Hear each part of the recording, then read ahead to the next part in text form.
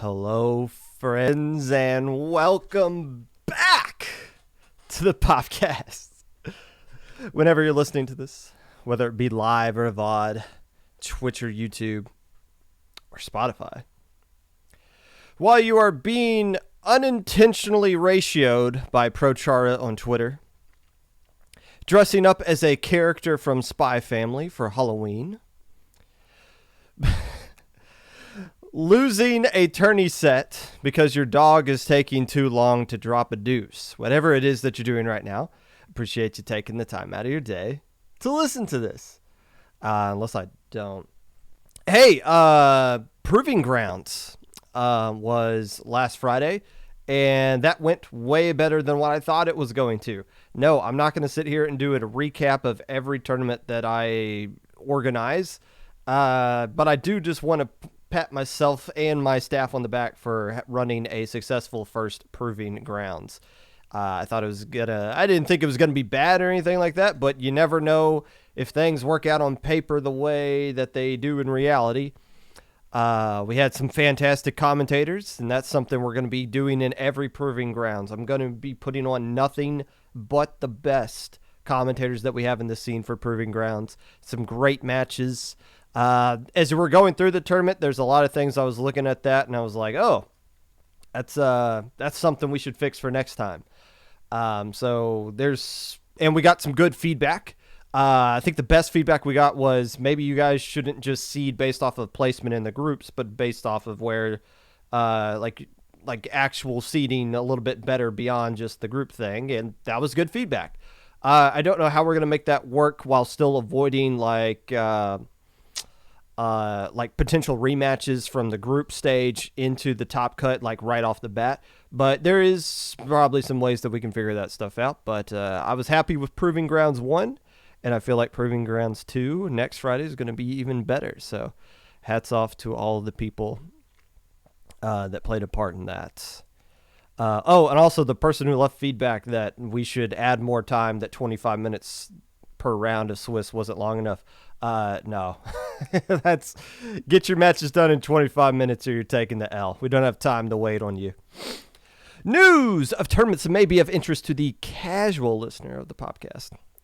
Minnow Cup number 17 is going to take place this Saturday. Last I checked, it was Rainmaker, and I don't think that has changed because Rainmaker has been fixed. There were some worries that it might not be fixed between now and then, but I'm pretty sure it is fixed up to this point. This is going to be on Saturday at 1 p.m. Eastern Daylight Time. Mystic and Will is going to be taking place at the exact same day and time. Mystic Will number 7. That is an open invite tournament. I believe they usually have like a $10 prize or something like that. Something to entice you to join and play in that. And there's a crap ton of other stuff going on this weekend as well as part of the segment I'm going to be doing here in a minute. But I do just wanted to point, also next weekend, not this upcoming one, but the next one is the first Little Squid League Open Tournament in Splatoon 3. So hopefully all of those teams that played in low ink that got their butts handed to them, Little Squid League is the place for you to go. It's a great tournament. Always has been. I believe this is the 25th Little Squid League tournament that's going to be running. That's a monthly, so that's over 2 years of experience Little Squid League has running tournaments, and it's just the step below low ink as far as skill cap is concerned, so make sure you sign up and play in that. Today we're going to be checking in on the college scene, bringing in Mizuno for a second time to discuss the rapid growth of the College Cephalopod Association. All that and more. But first,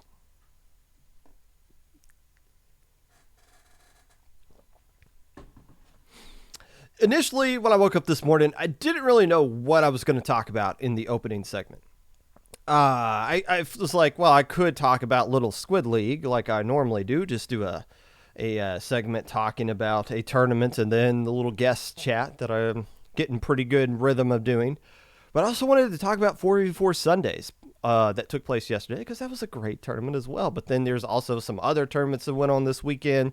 And then I see this conversation about region lock stuff, and I'm like, is there a way I can mix all of this together into one segment that makes sense and flows naturally and has a point to it all? Probably not, but we're going to try it anyways. But when you look at all the tournaments that are going on, it makes you kind of think, because it's been a while since I've covered this particular topic here on the Popcast, the topic of potential oversaturation of tournaments that we have going on in this scene right now.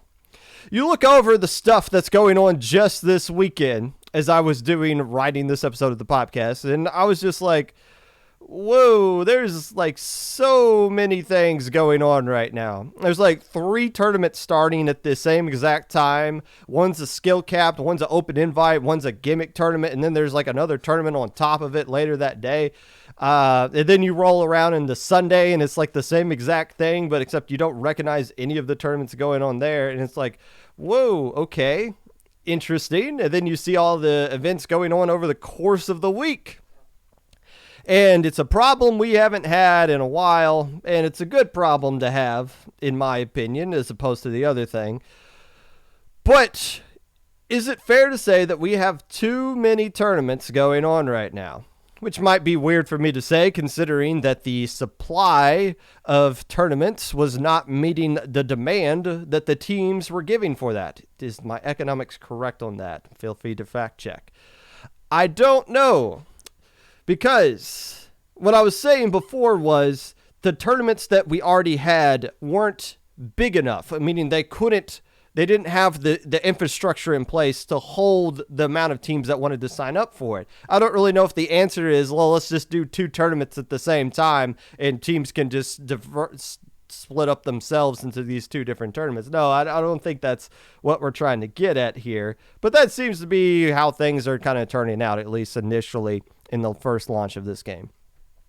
Let's look at some of the tournaments that went on this past weekend and kind of highlight how the fact that all these tournaments were going on at the same time kind of took away from each other instead of added to each other with the scene as a whole. LSL promoted the absolute heck out of their own event, producing a trailer for their invitational tournament, making little tweets and segments about each individual team that signed up for it. Here's this information about this team playing in our invitational, so that when you go into it, you know who you're going to watch, you know who you're going to be rooting for. And the trailer was heavily praised by people who have never heard of Little Squid League at all. It got over 1,000 likes on Twitter. You had all kinds of people from Ink TV coming out and saying, this is fantastic production. It was mentioned on the episode of Negas's Corner that me, Spoon, and Prochara were on. We were talking about, like, Little Squid League's really stepped up their production. Like, everybody was hype about that tournament. However, when you looked at the people that were actually watching the tournament live, it was getting beat pretty badly as far as participation or viewership is concerned by SAC, which was going on basically at the same exact time. And, I'm not going to sit here as IPL and be like, oh, the SAC is just a better tournament, of course. Well, I mean, the production value of LSL was fantastic. They got great commentators who knew what they were talking about, who are very familiar with the Little Squid League tournament, because they've been commentating that in the past.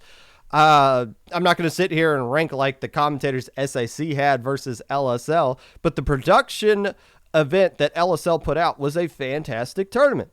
But because Little Squid League had to find a Saturday somewhere to plug this event in, it was either run up against SAC this week or Minnow Cup and Mystic and the Will next week, or whatever happens the week after that. It's Little Squid League, the tournament, their own tournament that they're doing. But when we have to find ways to kind of just fit all these tournaments in, it probably gets stuck into a slot that they couldn't really enjoy. And Little Squid League's been screwed over since the dawn of time. They've always been the tournament that says, yeah, we'll just go on Saturday, or we'll just move our tournament to Sunday. We'll dodge this. oh, people are complaining about the amount of low-level tournaments that are going on right now. Cool, you're clearly not trying to throw shade at us for even existing right now. Like, Little Squid League's always getting the wrong end of the stick, and it feels bad that they had this massive event that they did a fantastic job of promoting, but because it's going up against IPL, they lose a lot of viewership there. Ooh. Of course, other things were going on as well, but that's just a little snapshot of what's going on. It's Saturday at that specific time. On top of that, if you turn around and go to the next week, or the next day, you got Splat a Little going on. Splat a Little, a tournament that has been going on for, I guess this is the 7th edition of Splat a Little. It used to be a skill cap tournament until one of them listened to one of my episodes where I ranted about how we have too many skill cap tournaments. And since then, it's become open invite. And since then, their tournament has grown. It has taken off. It has taken the next step up into becoming, a consistent tournament. Kind of. It is weird, though, because you look at the teams that signed up for Splat a Little, and you look at the teams that signed up for the one-off SAC tournament just the day before, and you get the sense of like, oh, it's the same doggone tournament. Literally, the teams competing in grand finals were almost the same exact teams. I don't think Fish played in SAC, but they played in Splat a Little, and they beat the team that won SAC in grand finals. Was the same thing. It was really weird. It makes you think, well, what's the point of having the same exact tournament if these same teams are just going to sign up for the same tournament 2 days in a row? What's the point? Well, still, Splat a Little, I feel like, does have a place in the community somewhere. But you wouldn't know Splat a Little was going on. If you didn't sign up and played in it, I guarantee you probably didn't know it was going on. I peeked over at their stream to see how it was going. The viewership, and if I'm being blunt about this, the viewership was in the tens. The tens for grand finals. And that's just part of the thing. They don't have a lot of brand recognition at this point. And just looking at their stream, you can tell the production needs a lot of help. Like, you got a great product there, but just how they're promoting the product needs a lot of production glow-up stuff, which there's not a lot of production people that can help them because there's so many tournaments that all the handful of people that know how to do quality production stuff are spread thin. They're probably streaming other tournaments at the same exact time. They're working on overlays for tournaments that you guys don't even know are coming out yet. The production folks are well overworked, so these tournaments that aren't getting a lot of viewership, that do need a lot of help, there's nobody really around that can help something like that. So that's another issue with the oversaturation of tournaments, is that the limited talent that we have is stretched thin, especially with commentators. I am not going to sit here and put a tier list of commentators from S all the way down to not good. But I will admit, there are a lot of commentators that are commentating right now that just aren't getting the job done. And again, I'm not going to name names, but there's just a lot of folks that just aren't, you've been putting them on for so long, but they just can't figure it out. And we don't have a lot of guidance to kind of help commentators. There are some commentators that have reached out and done like, hey, can you give me some pointers? Can we do some VOD reviews? But when you have, let's put it this way, the amount of commentators that are really good, that I don't care what tournament you're doing. If this person is commentating it, I'll tune in and listen to it. We only have like a handful of those commentators. And again, since there's so many events, they can't commentate all of them. So you're going to have to put on some commentators that are not experienced, that don't really know what they're talking about. Or you bring in some Smash folks that are coming in, which I love the Smash Brother folks that have been coming over and commentating Splatoon as of late. We need to find some more of them, actually. But again, when there's so many tournaments, the talent gets stretched thin, the production gets stretched thin, and it decreases the value of everything across the board. But why was none of the stronger teams signing up for Splat a Little? Why was Splat a Little just an SAC clone? Well, it was running on Saturday or Sunday. Was anything else going on Sunday? Enter probably my new favorite tournament, and probably should have been my favorite tournament all along. And speaking of tournaments that need production help, the best tournament that nobody outside of the competitive scene knows even exists is 4v4 Sundays. This is a fantastic tournament. Everybody rants and raves about it. Nobody has a single bit of criticism for this tournament that actually plays in it. It's awesome. It feels like Max has a really good connection with the top level scene. Obviously a trusted TO between those players, has a great connection with them. And it just seems like this tournament, if you were to rank all the teams outside of Japan, I guarantee you the top 5 teams, or at least players making up the top 5 teams in the West, played in this tournament, including another strong pickup JP team, not the Kings, by the way. That was made clear. It was made clear on Twitter over the course of yesterday. So this tournament draws in all the teams that TOs are begging to play into their tournaments. And this tournament goes against all logic. You would think, okay, high level, they love prize pools. This tournament has no prize pools. And more interestingly enough, you would think, oh, high level loves tournaments that have a stream with a good production value and commentators. This tournament doesn't have that either. It's just the only production this tournament has is just the players' point of view streams. I think there's like a semi-official one that Dura was doing with like some couch commentary going along with it. And then you also just have, I think Jay Waddle D was doing a watch party of just watching other people's points of views for this event. That's it. No official tournament stream. No, hey, here's the commentators we got. It seems like the commentators that get put onto Dura's stream are just like, oh, this is going on. Let me just hop in that VC. Let me tweet out, hey, I'm hopping in this VC. We're going to talk about this. It seems like there is no actual production for this thing. And that's, as a viewer, that drives me crazy because this event has everything you would want in somebody who wants to watch this event.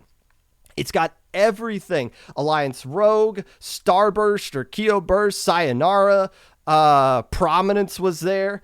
The JP team that won the whole tournament. Like all those storylines you usually see in majors are here in a monthly. Every single time it runs 4v4 Sundays. And we're talking about how I want something to beat Low Ink in viewership.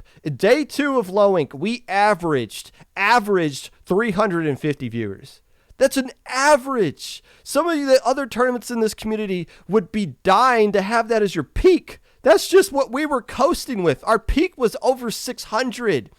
This tournament, 4v4 Sundays, could destroy Low Ink. It could make it into the baby tournament that all of the people that are banned from Low Ink see it as. 4v4 Sundays could destroy it. It could get 1K viewers every single month. But there is no stream. It's not promoted. I don't understand why. And maybe it could just come down to the fact that that's just a lot of extra work, and maybe that takes away from what makes 4v4 Sundays so special. If that's the case, so be it. You know, I have no idea what goes into making this event or how much stress goes into planning it or anything like that. But it just as somebody who's just watching this from another thing, it's like, man, if this had an actual stream, this would be the Low Ink killer that everybody's desperately waiting for. It's right there. Now, if you draw in more viewership, maybe this tournament gets more teams. And that's the last thing you want. The last thing you want in 4v4 Sundays is more teams. You don't want that. Again, quality over quantity. Having a tournament with 100 plus teams does not make your tournament better. But having just 30 teams and all those 30 teams are all legit teams that signed up in 4v4 Sundays, that's perfect. That's exactly what you want. From a viewer, that's exactly what you're looking for. But it could destroy Low Ink if it just had a consistent stream. The scene's only going to get more crowded from here, though. It's not just this past weekend. It's what we know is coming down the pipe. Ink TV's already confirmed that they're coming back in January. I know what they're doing. They haven't officially announced it yet, but it is something that is going to, I wouldn't say collide with other stuff, but it is something that where room will have to be made for other stuff. Ludi has heavily hinted at that they're coming back. I think there has been, at least at one of the lands, they were semi-promoting, hey, this is a thing that is coming back. When is Ludi actually coming back? I don't know. You know, if you look at people's tweets where they're like, I can't wait for Ludi to come back, I'm sitting here thinking like, no, you don't. The only reason you want Ludi to come back is so you can get a new imaginary number next to your name that you can put in your Twitter profile. You don't want Ludi to come back because you're excited to play in a weekly tournament where your opponents are only available on after the 4th blue moon, after the 2nd spring equinox, or like the 33rd day of February, because that's what you're signing up for by playing in Ludi. But you guys just want the number. That's why you're excited for it to come back. But when that does come back, it is going to eat up a lot of your guys' time. And those of you that are signing up with only 4 members on your team, bless your heart. You're going to be the least favorite person of everybody in your group. But Ludi could be potentially coming back at some point. MIT has Minnow Cup and Megalodon Cup. There's been people saying, well, why don't we have tournaments to just focus on specific modes only? And people were like, well, Megalodon Cup does that. It's an open invite tournament and you can sign up for it right now. And they're like, no, I didn't mean that. I meant something else. It's like, okay, whatever. But MIT is still cranking out things. I mentioned Mystic and Will coming back with their 7th tournament. And there's these tons of these just random mom and pop tournaments that if you just go on Battlefy and just search in Splatoon 3, like all these other, like what are these things like Pressure Cooker and I don't know. Like I literally have no idea who the people are that are running it, if they come from the casual scene. And I'm not sitting here like trying to bash like they don't have a right to run a tournament or anything like that. It just seems like they come out of nowhere and don't really have much connection to the competitive scene. But tons of those have been popping up lately. So what do we do with all of these tournaments? I don't quite understand. There's got to be something we can do about this, right? Well, this is where we can connect it, dare I try to do this, to the region lock tournament thing. So let's talk about this and let's address it to some extent. With all the tournaments that we have, maybe we should consider region locking tournaments, right? So that we could make sure, if we have so many tournaments, let's just make sure all the NA folks play in the NA stuff, EU in the EU stuff, and the Latin American folks play in the Oh, that's right. There is nothing for South America, is there? No, there's not. There's not even a Nintendo tournament they can play in. There's never been a Nintendo tournament that South America has ever been invited to, ever. So let's keep that in mind. But let's talk about this first. First off, most tournaments have time slots that are catered specifically to regions. Is paddling pool region locked? No, it's not. In fact, when you have spring break or Christmas break, you'll see a lot of North American teenagers playing things like paddling pool and Triton Cup. Same thing with, not the exact same thing, but SOS and Proving Grounds are not region locked either, but they are time slots catered specifically to North America and South America. The Americas, I guess you should say, the one whole 2-continent fusion dance thing. But you will still see some EU folks that are, I guess, after they win Great White and SOS, they eat breakfast and go to school immediately right after that. But you do see a little bit of crossover. But for the most part, people play in tournaments that cater to their time zone. It doesn't have to be region locked for that specifically. And of course, it's always Latin America that is the odd man out. And if you just think about not just the many, many teams that play in low ink from that region, not just, I'm always talking about how mid-level Latin America is the strongest region for mid-level across the board. There's no fat. All the teams that represent them are so strong. And you might, whatever your definition of high level is, you probably got to start including a lot of those teams in that. Rising Wave has been winning the past 2 SOS tournaments. They've been playing fantastic. They've improved so much over the course of last year up to where they are right now. Michelin Heroes, they're consistently making podium in Squid Junction, and they finished second place in the most recent first ever Proving Grounds to GTA, the team that won Squid Junction just 6 days prior to that.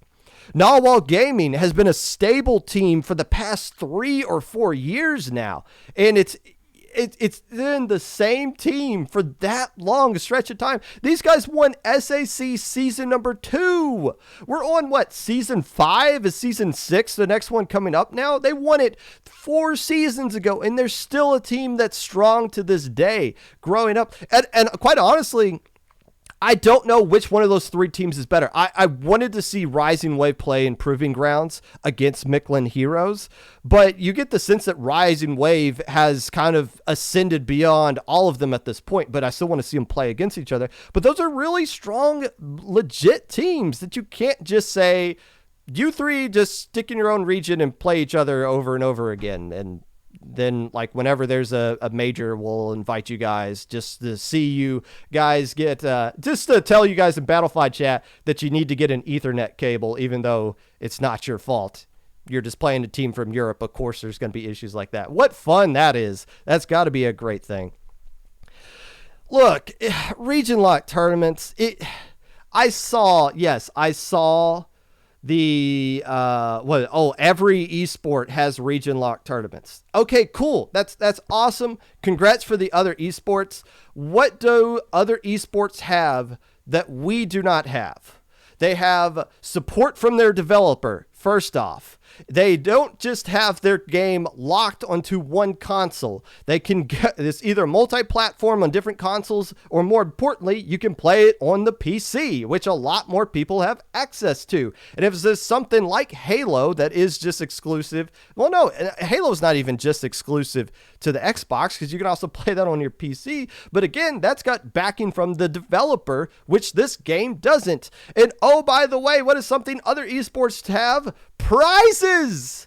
What's the point of having region lock tournaments if you're not playing for anything? What, are we trying to kick out Rising Wave because they're stealing a Sindao Q badge from somebody? Is that what we're all so upset about? Who cares? You're not playing for anything. The only tournaments where there is something on the line most of the time are international tournaments, which aren't going to be region locked anyways. So what? I don't understand why, because other esports have it. I got to be honest with you guys. We're not like other esports. And if we're being totally blunt right now, we might not even be an esport at all at this point.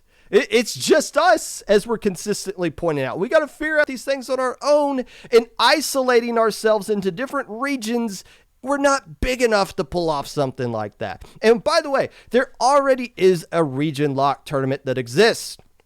It's called The Things Nintendo Does. They used to do one for North America, Europe, Australia, and Japan. And then you notice they never did anything for South America yet again. But now they just do stuff for North America. And what happened region locking wise that fits into this conversation that happened recently in a Nintendo tournament? Jackpot played. They had a player from Panama. They made it to semifinals, only for the team that they beat to call them out on it and get them reported and got them DQ'd because the player in Panama was outside of the region that Nintendo had for their tournament. And what did all of you guys do? You guys were all pounding the table. How dare you report that player? You should have just let that player keep playing. You shouldn't be reporting players that are playing outside of the region. That's scummy that you would do it like that. How can you say that and at the same time be sitting there saying that we should have region lock tournaments that would have kicked out that same exact player from Jackpot anyways? Oh man, I am a frustrated platypus just sitting here looking at all these regional. Look, I get it, guys. I play this game like you do. Latency issues suck.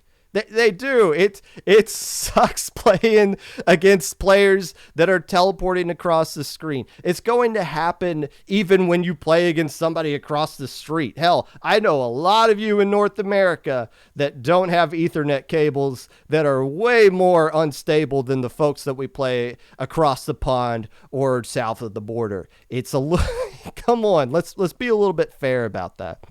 And look, could we eventually grow to the point to where we could get region lock tournaments? Yes, it'd take a while, but we can't just abandon South America. We can't. There's no point in that. They got a fantastic community that needs more help. And they had their own org that was running events specifically for them, but I think Bowen was involved in that. And Bowen, I don't know if they're still active right now, if some of their staff are busy with school or something like that. I don't know. But we can't just abandon each other. I mean, you look at what's the French community seems very isolated. And I don't want the rest of the world with Splatoon to become like that either. There's still a lot to be said with that, but at the end of the day, if you want to make a regional locked tournament, go right ahead. You go do it, and you see how fun it is. Go ahead, background check everybody that signs up for your tournament, including the pickups, by the way, the mini pickups that are a mix of NA and SA, and let them know, hey, those 2 players on your roster, they're not allowed to play in our tournament. That has an art prize for it that I'm going to be doing. Okay, you do that, because I'm not sitting here speaking for all of IPL, but I'm pretty sure a lot of people at the heads of IPL are not on board with that. And I saw Havoc tweet out, here's all the regions that are allowed to play in Squid Junction. And it was a picture of the entire world minus Antarctica. And let's be honest, if you're in Antarctica, you probably shouldn't be playing Splatoon anyways. So fair enough. I don't think you're going to see region lock tournaments anytime soon, or if ever. But why this is a topic of conversation, I think it's a topic of conversation because I was watching Keo's stream when Keo Burst was playing Alliance Rogue, and my goodness, they just couldn't do anything. Neither team could do anything. You would just get through what was an exciting game, and then players would just disappear across the board from both teams. And it's like, okay, Teo has to step in and do something here. Like it's understandable, that kind of frustration. I get that, but we're not at a point where we can start region locking things. So region locking is not the solution.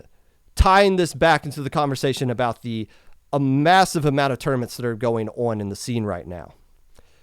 Instead, here's what we always do, because we faced this issue before about the vast majority of tournaments that are going on. How do we always solve this issue?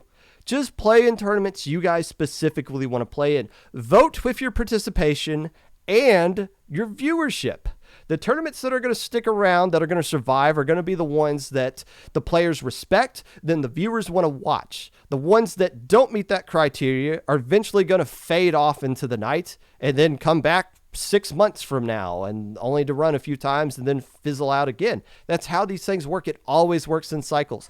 Oh, we got too many tournaments. Oh, we don't have enough tournaments. New game. It makes sense that we would see a rise in tournaments, but we all know that's going to dip right back down.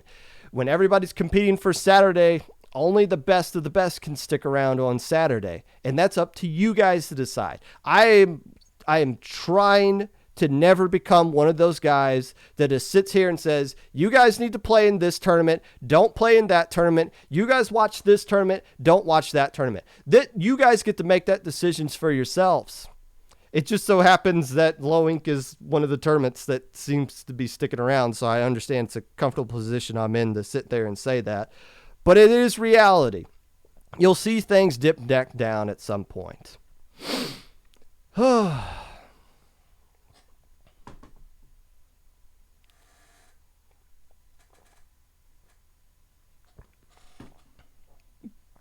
All right. We will move on because I don't want to take up too much time of Mizuno. Thank you for the subscription, Yellow Nori. And it is now time. All those tournaments I talked about, let's actually take a deep dive and talk about them to some extent.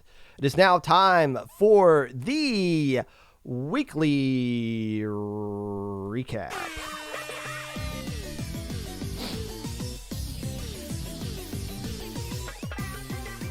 LSL hosted a invitational on Saturday. It was won by Marine Melody. Glitter Gel Pins finished in second place, and the Radical Dreamers finished in third. I've always, what did I say last week? I need to come up with more reasons to talk about Marine Melody.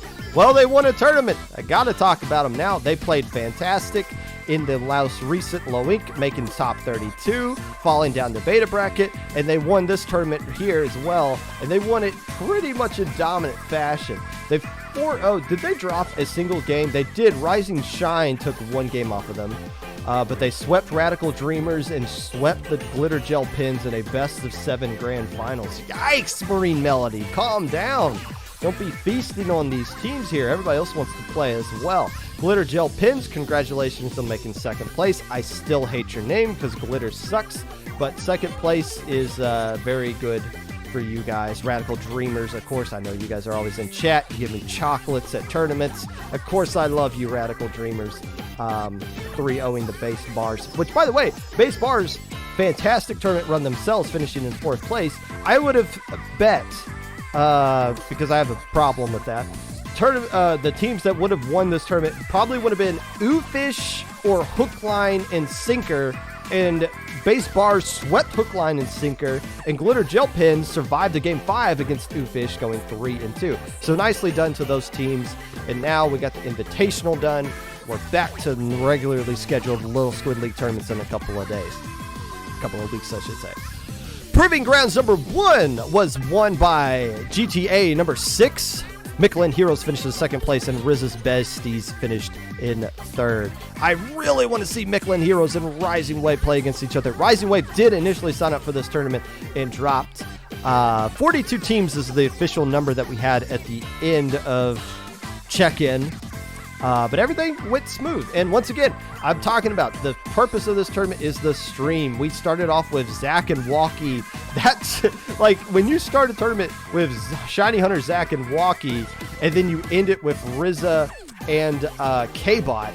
That's pretty strong. And those are the kind of caliber commentators that we're going to get every single time we can for Proving Grounds. Going to get nothing but the best for you guys. There was no silver or bronze bracket because if you didn't make top cut, you got out of the tournament. Sorry. The SAC off-season tournament was won by Mango Heck Mech, who was a Div 1 DSB team from the basically the German league team. There's no way I can say this correctly, but they included a pronunciation in their team name. One Bits Niche finished in 2nd place. And Narwhal Gaming finished in 3rd place. I was confused. I was like, Narwhal Gaming played in SAC. How are none of their players in +2 at this point? But they ended up finishing in 3rd place in this one. 52 teams ended up signing up for the SAC off-season tournament. Silver bracket was won by I Don't Know QWQ, and bronze bracket was won by Flashbacks. Supply a Little 7 was won by Fish. 2nd place went to the team who won SAC tournament. The SAC off-season tournament, Mango Heck Mech and Scallop finished in 3rd place. It seems just like a continuation of the SAC tournament. You win SAC, go around, finish 2nd place, and splat a little to a Fish team. Not too shabby, but so many similar teams across path. Delicious Nuggets won, I believe they won the beta bracket, and they also were in the silver bracket of SAC, and Gamma bracket was won by a team that I can't read anymore because of my handwriting being so bad. 25 teams played in Splat a Little 7. 4v4 Sundays was won by Detonate, which was a team made up of Leafy and players from Japan, not the Kings, mind you. Sayonara finished in 2nd place, and Graveyard Shift finished in 3rd. 44 teams played in this double elimination tournament. Also talked about how Alliance Rogue, Kyo Burst, aka Starburst, minus Bran, insert Kyo. All the big dogs were there. Prominence played as well. Fantastic tournament. What an actual stream. The College Cephalopod Association, which is what we're going to be talking about pretty shortly. There is one thing worth noting here. The teams that played most recently. In Div 1, the Case Western Reverse University got a 4-2 win over Penn State University. The Huskies University of Washington got a 4-2 win over Ohio State. The Ohio State University taking the L to the Washington State Huskies. Or just Washington, not Washington State, excuse me. Drexel got a 4-3 win over Cal Poly Pomano.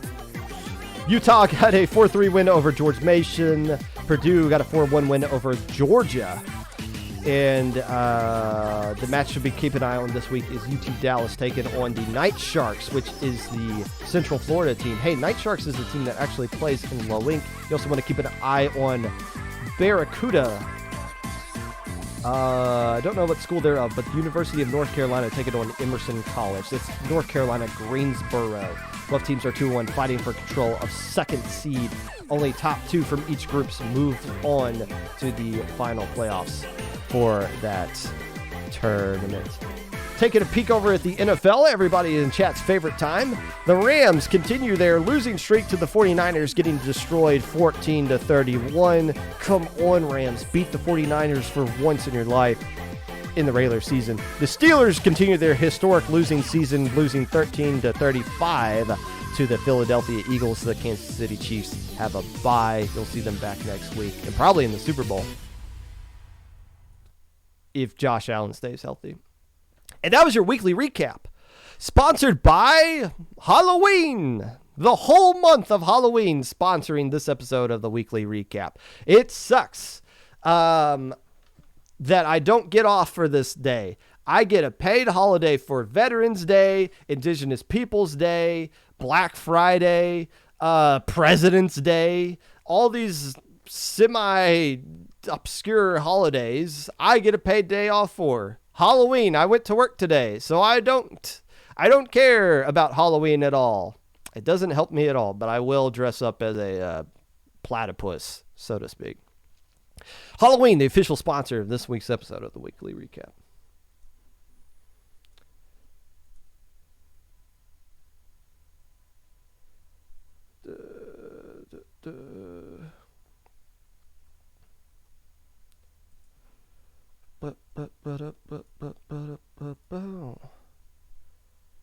And now, always the tricky part, because I never get this to work correctly. But this, I told Carrot this was going to be the one time that my overlay was going to work out.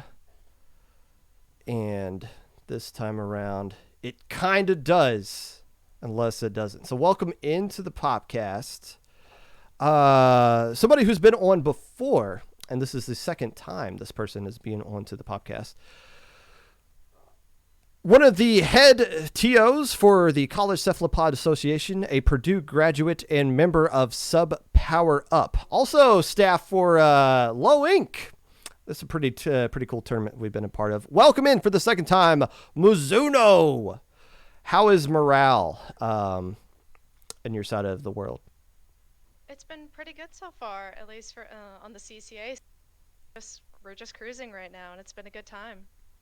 I need to turn this. I never get the audio right with that. If you can't hear Mizuno correctly, that's on me. We can fix that in a second. However, what is your favorite Halloween costume that you've ever worn?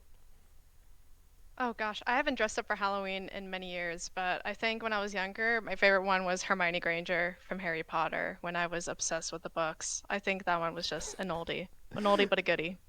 I don't want to go on a rant about Harry Potter, but I was thinking about it the other day. I grew up with that. Like, I literally grew up with Harry. Like, it was out in elementary school, and when I was a senior is when the final book came out. So you got to kind of learn, this world kind of sucks, and you get to learn it through your own personal experience. So that's I shouldn't go on a rant too much about that.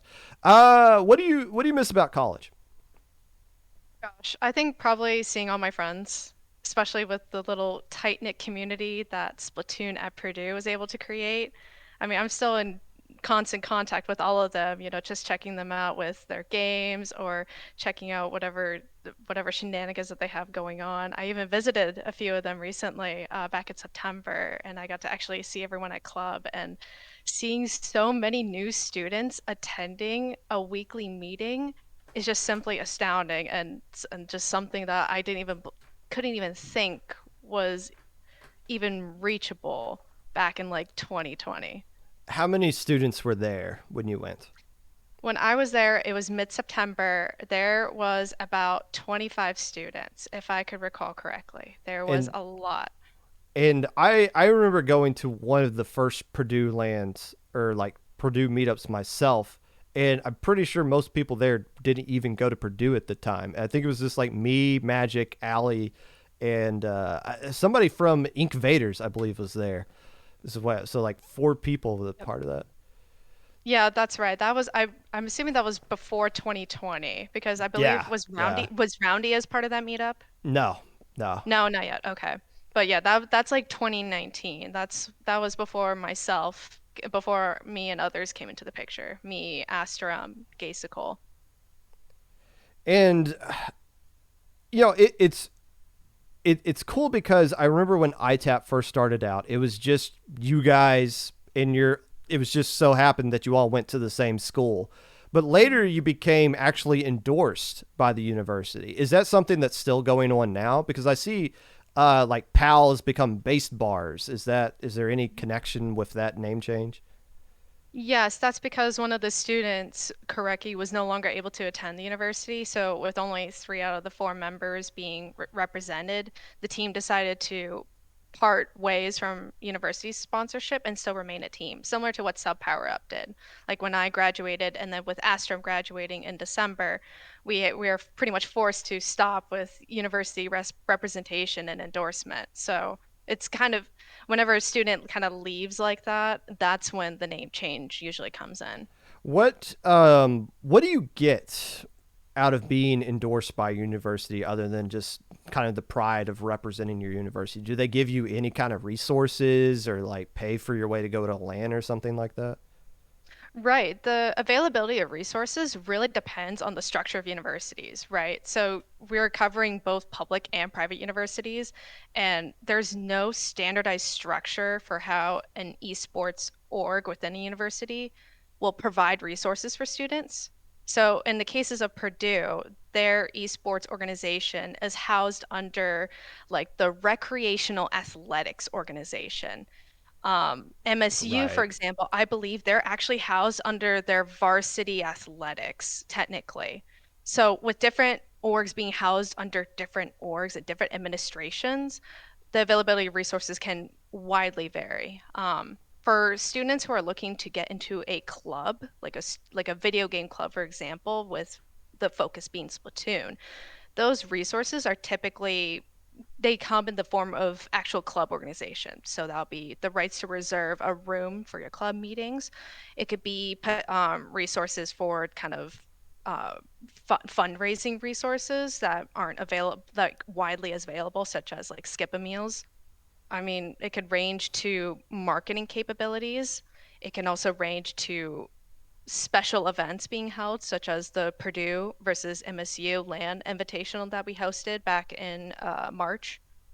So it unfortunately really depends, and funding is a really tricky topic still because since esports is so it's just again like esports is so different for Splatoon. There's nothing standardized yet. So schools aren't really fully committed yet to fully fund and actually toss money into the ring. They are more able to do so in other inadvertent ways, such as room space or other like resources. When you are like when ITAP was actually endorsed by the university, are they aware that you're not just playing against other colleges, you're playing against other team, like it could just be a team of really good 13-year-olds, or it could be somebody outside of your own region, heaven forbid. It's not just like, oh, Purdue's football team is playing Ohio State. No, Purdue's football team is also playing like this pickup team from a different region. Like, does the university aware of like what the scene kind of is? Yes, we had to explain it to them when we were pitching Splatoon at Purdue to be housed under the recreational organization because this was completely brand new to them. The only person that was there in the administration office, they only knew about League of Legends. So we did as part of our pitch to them, we had to fully outline and explain the structure of competitive Splatoon, such as, like we're talking about the types of tournaments that are offered, open versus region locked versus, different divs. We talked about Ludi and and ITAP's contributions to Ludi and the results. We basically had to explain the whole darn thing to them because they don't know anything. And other orgs at Purdue also had to do the same. And this is going to go across the board for other public schools who are just trying to dip their toes into the esports water. Yeah, wait till we have to start explaining to those same people what the plus servers are.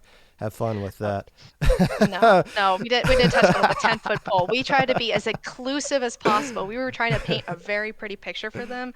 I don't think touching the plus servers was going to be a bright idea. Certain segments we just forget about. Just focus on this. There we go. So for somebody who's hearing about the CCA for the first time, how would you explain it to them? I would explain to them as a centralized hub to unite all college students across the board and to help jumpstart a long-term Splatoon presence at your respective college or university. What's really difficult about students finding ways to find people at their university is that there's, again, lack of standardization. There is nowhere to truly go. So the goal of the CCA was back in 2020, Purdue and UCSD, we were the first flagship organizations dedicated to Splatoon 2 at our universities.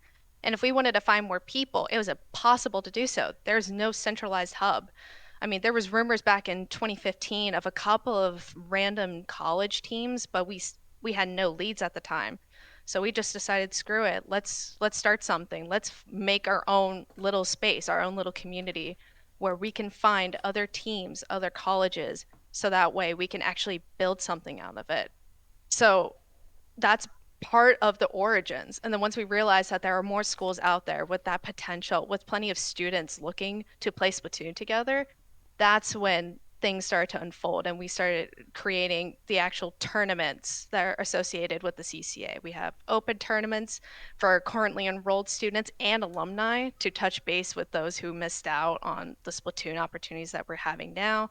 And then, of course, as you mentioned in the recap, we also have our own kind of version of Ludi running as we call it the League. We are very original here at the CCA. And with our version of Ludi, essentially, we're running our own league dedicated to teams comprised of students from the same university. So it's just like, turning on Twitch and seeing, two college teams, almost like the NFL. It's really come very far from what it used to be back in 2020. What so this isn't the first time you ran the league, correct? That's right. That is right. We ran it last year with only 10 teams. Okay. Okay. So you go from 10 teams to what is the official number this season? 60. I kid you Okay. not. On the Okay. dot. So this is the only question I wanted to ask. This is the only Mhm. reason I brought you on here. How the hell did you go from 10 to 60 in one season of just college teams? That is a fascinating question. And I, to tell you bluntly, it was a perfect storm. I kid you not.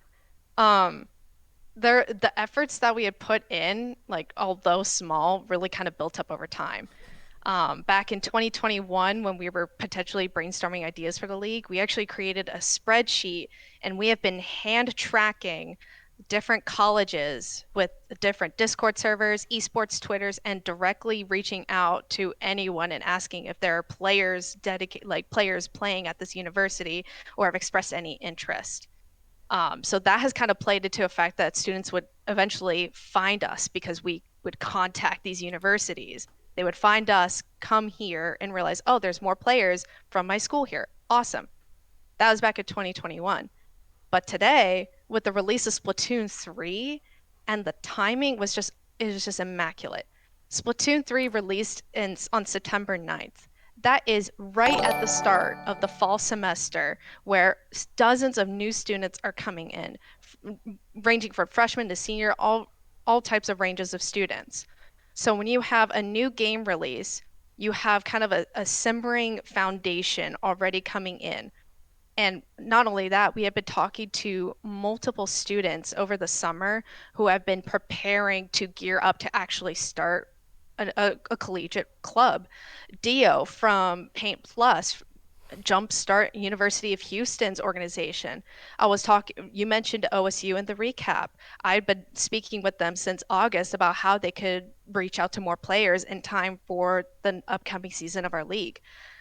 I mean, just all these little bits and pieces of efforts and time, and not to mention the perfect release time of Splatoon 3, it just blew up. And word of mouth also certainly played a factor as just our presence on Twitter has grown surely but steadily. And word of mouth has also played into the fact that, hey, come over to the CCA. There's students here. You can find them. There's resources here. And I mean, it was the perfect storm, and we jumped from 10 to 60 teams in a matter of a season, and it's incredible. It's a work of a miracle. Yeah, I'm glad you mentioned Dio because that's somebody who I was going to bring up as Mhm. well. Because just somebody who's really passionate about what they can do and can draw in those kinds of people to meet that kind of passion. But I'm assuming there's not 59 other Dios out there at these other universities. At the new game, yes, that makes sense. Of course, we see that we see rapid growth everywhere in the scene because of the new game. But it still just boggles my mind because you're bringing in people that have no competitive experience whatsoever with Splatoon. Like they might not know what IPL is or Dapple Mhm. Productions, but they know what the CCA is. I mean, I was looking at the teams that sign up for Loink. I know you did as well because you're part of our staff. And like this team's never played in a tournament before, but oh, it's Middle Tennessee State. Yeah, And then just as I'm looking through the Night Sharks things here, it's like, oh wait, the Night Sharks played Sharks. in Low Ink as well. I didn't know they Mhm. were a college team. So like, is it like how are you able to find people that have just no connection to the grassroots competitive scene at all? Like you are bringing in people not to college Splatoon, but Mhm. just competitive in general.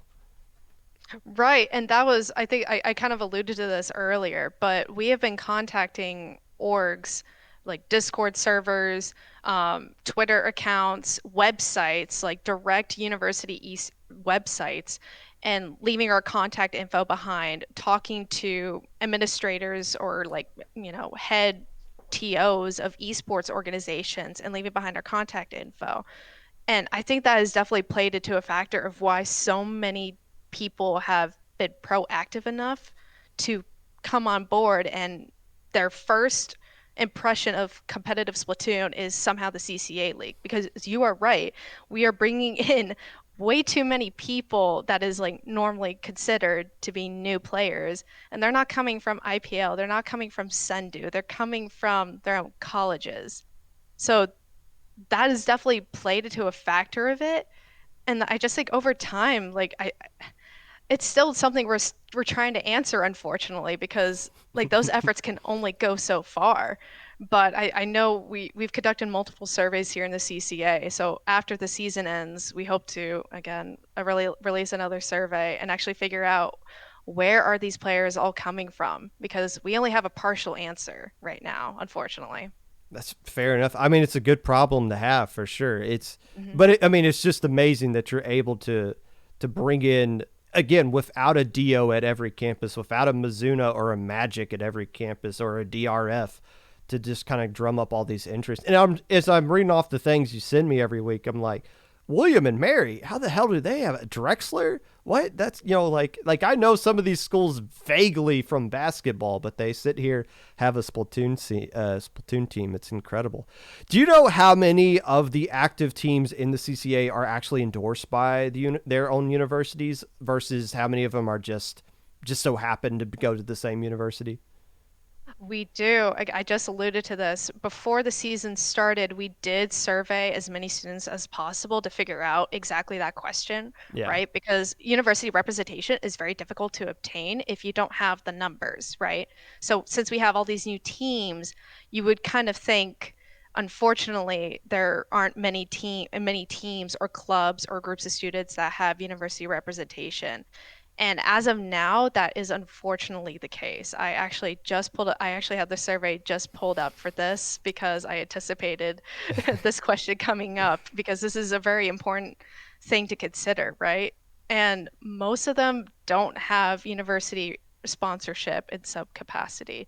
They are in contacts with their esports umbrella, or they are jumpstarting their club with the General Administration for Student Clubs, but they don't have anything more than that. So the broad majority are just jumpstarting things. And again, this can easily change in the matter of weeks. I mean, we surveyed these students, oh gosh, it was back in August or so. So now we're right approaching in November, and things in the administration office move slow at universities, but hopefully by the time December rolls around, there's an even more clearer picture that hopefully the league and the CCA will inspire students to start to grow their own long-term collegiate presence at their university outside of just a team participating in the league.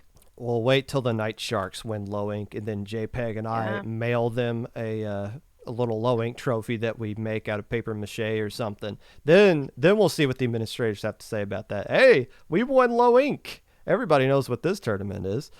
So you run the league format. You mentioned it's kind of like the Ludi thing, where it's 1 week at a time. How have teams responded to that kind of format, knowing that they are busy college students?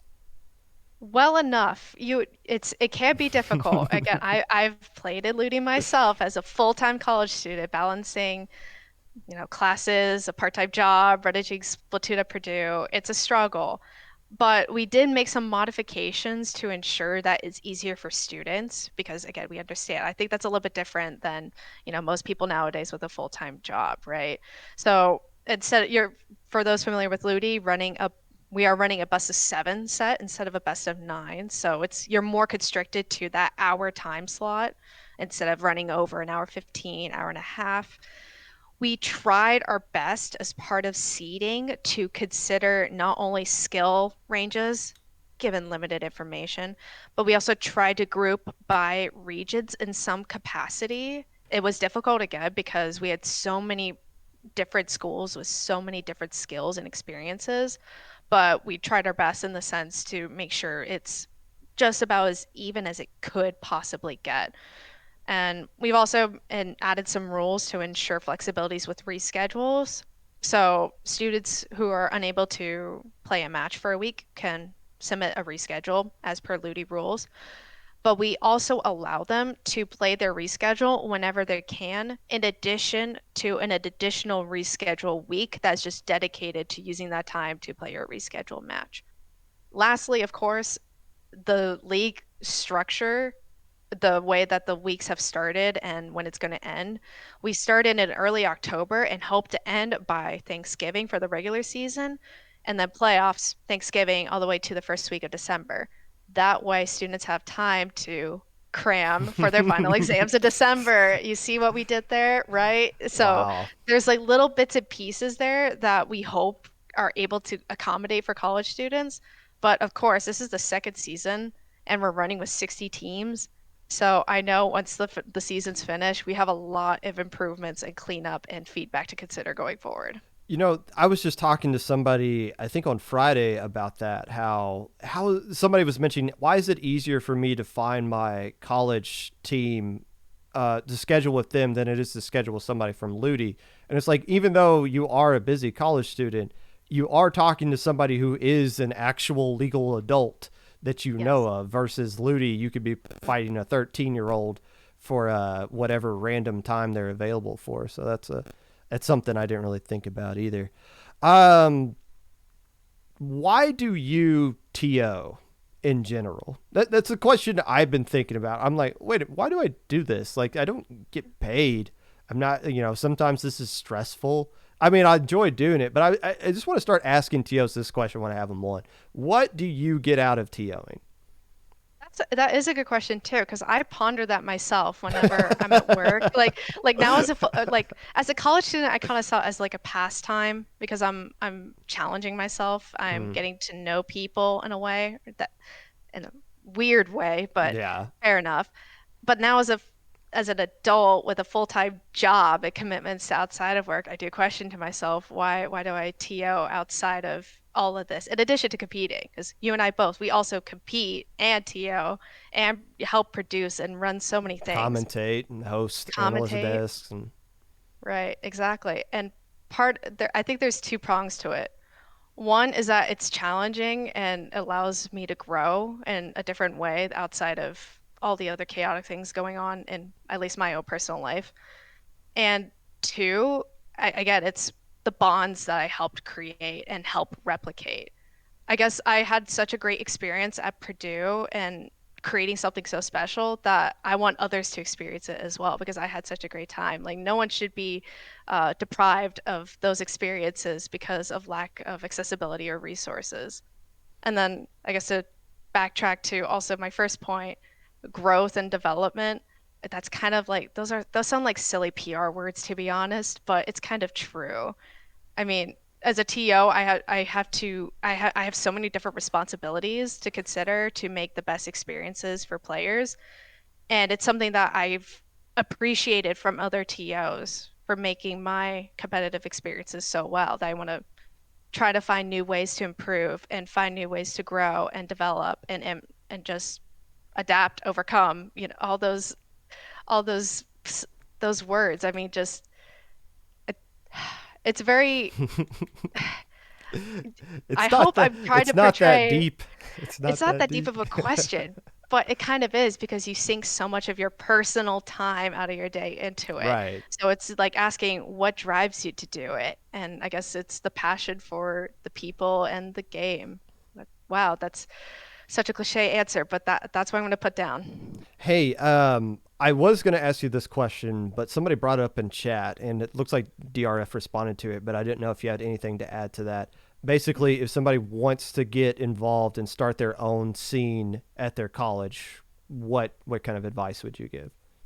Oh, well, that's great because that's what, DRF and I specialize in, right? Because we have literally gone through the process ourselves of trying to jumpstart something at a public university, in my case, a Big Ten public university. Number one is that if you're specifically trying to start a club, you are going to need people, and getting people is obviously the hardest part. So that's where number two comes in. To meet people, yeah, you would have to kind of be a little bit proactive and step out of your comfort zone. And some ways that have been successful in the past, both at Purdue and other universities, would be things like attending other club organization meetings, such as with constant overlap, right? So, I mean, people here in Splatoon play Pokemon, people play Smash, people play League or Overwatch. You would be surprised at how much overlap there is. It'd be like, oh, hey, I actually own Splatoon. I just haven't had the time to put in the hours for it. We could play sometime. A really oddly successful place to find people is Reddit, strangely enough. That's where People, I college came from. Yeah. Yeah, see, college students like to go on Reddit to complain, but they also want to go there to find people, right? Yeah, you know what I'm talking about. You're a Uh, Reddit user. uh-huh. So you would actually be pretty surprised. The CCA has done multiple Reddit posts before as part of our broader outreach to find different universities with college students looking to play Splatoon. And Reddit is surprisingly a great resource to find people to play with. I mean, you could just simply put up a post as long as they follow the rules for your university subreddit, and there's so many because people love to find a place to complain. And And just to kind of wrap this up, do you go ahead and plug your spell specifically, and where people can find more information about you? of course, you guys can follow me both on Twitter and Twitch at MIZU_N0. Now, you are a triple threat, a TO, a commentator, and a player. The next LAN you go to, you can only do one. Which one are you going to do? Oh, now that's a toughie because I've fluctuated the past few lands from doing different things. I think for this one, compete. I haven't truly competed at a land since Riptide 2021. I think this time around I would like to dedicate the time, energy, and effort to compete this time around. That's a mistake. It's a big mistake. You gotta get one quality win at a LAN and then just stop. Don't even wait till you get eliminated from the tournament. You just drop DQ yourself from there and never play again. It's the correct way See, to go. See, I still haven't recovered from that 2-3 loss against A2P Riptide 2021, Oh, so I feel like I gotta redeem myself. that would have been it. That would have been your moment where you just say, "I'm done" right there. But nope, it slipped Nope, not away. yet. Slipped away. There's another chance. Are you expecting trick or treaters in your neighborhood? I mean, there were multiple people knocking literally right before this started. So I was afraid. I put up a sign on the door that said, sorry, no candy. And Yes, I same. literally right as you were doing the recap, talking about the CCA, matches to watch, literally Mhm. there was a trick-or-treater knocking on the door and I'm like rushing over, like, shut up. No, Go not away, tonight. kid. We're playing video games, talking about video games here. Hey, No candy here. you're doing some great stuff with the CCA. Hopefully, we'll have you on next season to talk about how you got 120 teams represented there. So, congrats on the success so far, and good luck on more success going forward. Thank you very much. I hope we get those 120 teams. That would be awesome. You okay? You want it now, and then you get it, and then you're like, no, can some of you please not? So there you go. Yep. Hey, thank you again for coming on. That was Mizuno, the head TO for one of the head TOs, I guess you'd say, for the College Cephalopod Association. That yeah, it still boggles my mind how they got 60 different universities represented. Or it might not be 60 different universities. There might be some universities that have multiple teams signing up in that. But it's still crazy to me that they got that many. And it's not just a combination of the new game coming out. Of course, that helps for sure. But again, you're bringing in people that have no idea that what is all going on in the competitive scene, new blood through college. It's exciting what they're doing, and hopefully it's just the beginning of some great things to come with that. This is the second time we've had CCA on. And if again, we'll try maybe some point next year if they have another huge season, we'll bring them back on again and keep that conversation going. As somebody who enjoys college stuff, and as somebody who, when I went to college, esports weren't really a thing. Like my freshman dorm roommate played Modern Warfare 2 just for fun, but I think there was like a Smash tournament in our dorm lobby. But even then I was like, people play Smash competitively? That's a thing? Is this a tournament for fun? Like I didn't compete in it, but I thought like, oh, I'm just going to crush everybody. I didn't know what Wave Dash or anything was. So things have come a long way in this esports scene since I left college about a decade ago and are continuing to grow at a rapid pace. So that's awesome to see. That concludes today's episode of the Popcast. Happy Halloween. And if you'd like to be a part of the Popcast in any way, feel free to reach out to me on my socials below, Twitter at Mr_Popgun, Discord Popgun, hashtag 5882, YouTube at 25Popgun, Twitch at Popgun25, Anchor.fm/Popgun, TikTok, Mr_Popgun. We're going to Devi. Let's go to Devi.